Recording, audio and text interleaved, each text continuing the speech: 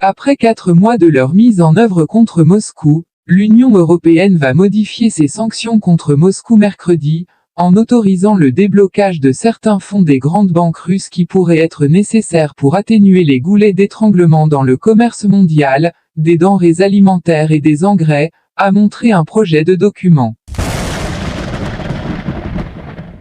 L'UE va assouplir les sanctions contre les banques russes pour permettre le commerce alimentaire, un projet de document a montré. Cette décision intervient au milieu des critiques des dirigeants africains concernant l'impact négatif des sanctions sur le commerce, qui pourraient avoir exacerbé les pénuries principalement causées par l'invasion de l'Ukraine par la Russie et son blocus des ports de la mer Noire.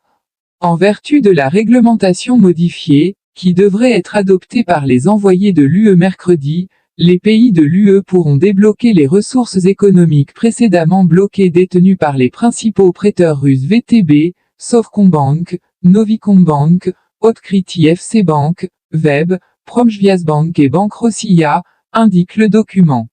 Séparément, en vertu de nouvelles sanctions qui seront adoptées mercredi, Sberbank, la plus grande banque de Russie, sera également soumise au gel de ses avoirs, à l'exception des ressources nécessaires au commerce alimentaire, a déclaré un responsable de l'UE à Reuters.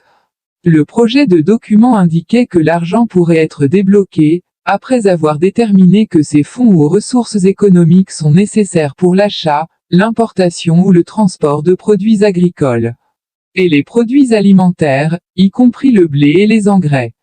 Dans le cadre des sanctions révisées, l'UE prévoit également de faciliter les exportations de denrées alimentaires depuis les ports russes, que les commerçants avaient cessé de desservir après les sanctions de l'UE malgré les mesures exonérant explicitement les exportations de denrées alimentaires, a déclaré un responsable.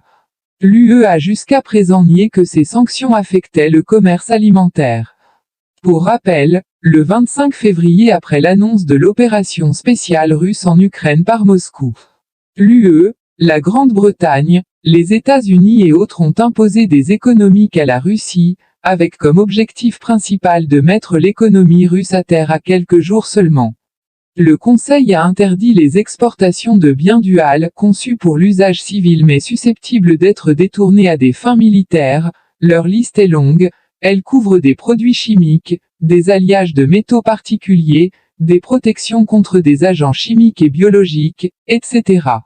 Mais également des pièces de rechange pour l'aéronautique et des biens destinés à être utilisés par les raffineries russes. Le 9 mars, les exportations de certains équipements pour la navigation maritime et pour les communications radio ont été interdites.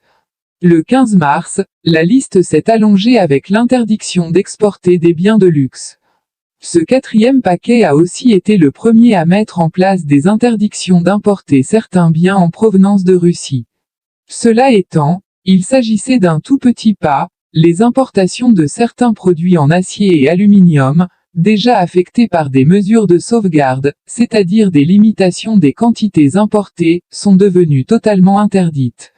Ce sera le 5e paquet, celui du 8 avril, qui va vraiment entrer dans le dur des interdictions d'importer des produits de Russie, en couvrant les importations de charbon, de ciment, de produits en caoutchouc, en bois, de certains alcools et produits de la pêche. Le 6e paquet, interdisant 90% des importations de pétrole en provenance de Russie d'ici fin 2022, a été adopté le 3 juin. À partir de là, les sanctions commerciales deviennent massives. À la fin de l'année, 65% des importations de l'UE en provenance de Russie seront interdites, contre 10% en avril 2022 après le 5e paquet. Vous avez fini de regarder cette vidéo, merci de vous abonner pour d'autres vidéos.